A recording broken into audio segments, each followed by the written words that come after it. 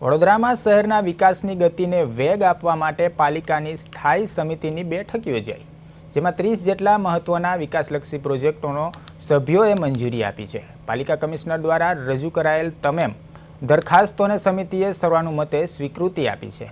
રસ્તા, પાણી પુરવઠો, parks and garden, buildings project અને ટ્રાફિક શાખાના મહત્વના 30 પ્રોજેક્ટને લીલી ઝંડી આપવામાં આવી છે।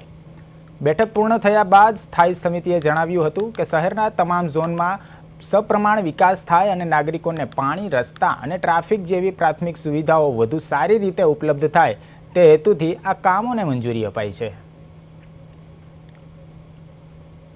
વોર્ડ નંબર 12માં અકોટા વિસ્તારમાં આવેલા અલકા કોઓપરેટિવ હાઉસિંગ સોસાયટીમાં નવીન ડ્રેનેજ નળિકા નાખવાનું જે કામ છે એ 4% વધુ મુજબ 32,75,201 રૂપિયાના કામને મંજૂરી આપવામાં આવી છે।